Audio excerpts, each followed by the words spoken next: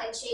વારસિયાની સુરુચિ park સોસાયટીના રહીશો ગંદા પાણીની સમસ્યાના નિકાલ માટે પાલિકામાં રજૂઆત કરવા ગયા હતા ત્યારે પ્રૌઢને હાર્ટ એટેક આવતા મોત થયું હતું। શહેરમાં દૂષિત પાણીની સમસ્યાની રજૂઆત કરવા આવેલા રહીશના પ્રાણની આહુતિ ચડી ગઈ હતી।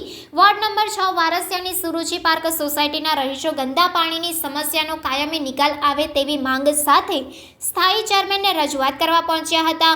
પાણીની સમસ્યાથી ત્રસ્ત રહીશોએ સભા પૂર્ણ થતાં જ સ્થાનિક કાઉન્સિલરોને ઉગ્ર રજૂઆત કરી હતી।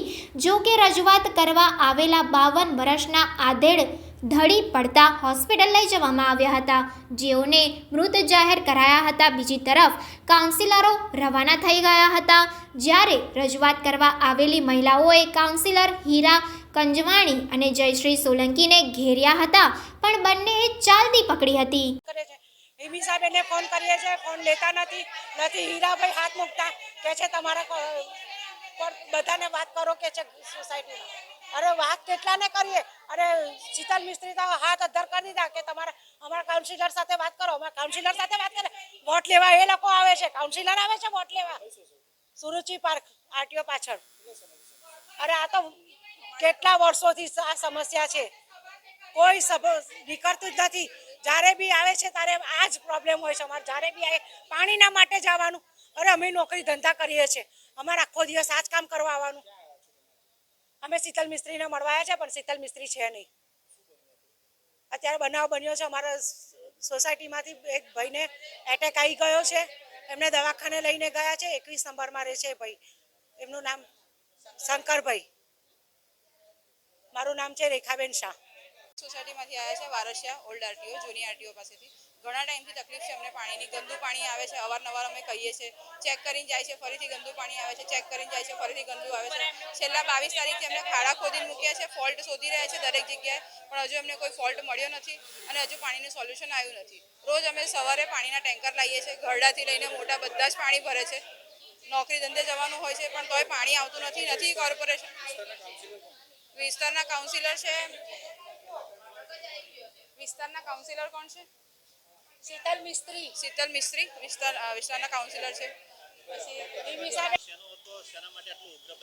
અમારે વોર્ડ નંબર 6 માં સુરુચિ પાર્કમાંથી મોરચો આવ્યો હતો અને પાણીનો થોડો પ્રોબ્લેમ હતો। પાણી કન્ટામિનેશન જેવું આવતું હતું અને જે દિવસે અમને કમ્પ્લેન મળી હતી એના બીજા દિવસે જ અમે કામગીરી ચાલુ કરાવેલ છે અને જે પાણી જ્યાંથી ગંદુ આવતું હતું એ બધી લાઈનો કાપી નાખેલ હતી। લાઈનો કાપીને અને આ લોકોને ટેમ્પરરી ટેન્કર દ્વારા પાણી પૂરું પાડવામાં આવતું હતું। રેગ્યુલર પાણી એ લોકોને 2 ટાઈમ મળે જ છે, પણ જ્યાં સુધી ફોલ્ટ ના મળે કામગીરી ચાલુ છે। જ્યાં ફોલ્ટ પકડાશે તો બધું પાણી સુધરી જશે અને જે અંદર ઇન્ટરનલ લાઈનો છે એ બી જો સરી ગઈ હશે તો એ બી ચેન્જ કરવા માટે અધિકારીઓને જાણ કરેલી છે। પહેલાં બી આ લોકોએ કમ્પ્લેન કરેલી હતી, ત્યારે અમે એ ટાઈમ પર સોર્ટ આઉટ કરી આપ્યો હતો, પાણી સુધરી ગયો હતો। હવે 4-5 દિવસ થયો જે ફરીથી પાણીનો પ્રોબ્લેમ થયો, એના પહેલાં અમે ડ્રેનેજ પણ લેવડાવી। કદાચ ડ્રેનેજના લીધે આવું હોય, પણ ડ્રેનેજ ખાલી છે, એટલે કઈ જગ્યાથી પાણી મિક્સ થાય છે અધિકારીઓની કામગીરી ચાલુ છે। મારી પાસે ફોટા બી છે, બીજા દિવસે ત્રીજા દિવસથી કામગીરી ચાલુ કરેલ છે આ લોકોની, પણ હજુ સુધી ફોલ્ટ મળ્યો નથી અને જ્યારે ફોલ્ટ મળશે તો તરત એની કામગીરી શરૂ કરવામાં આવશે।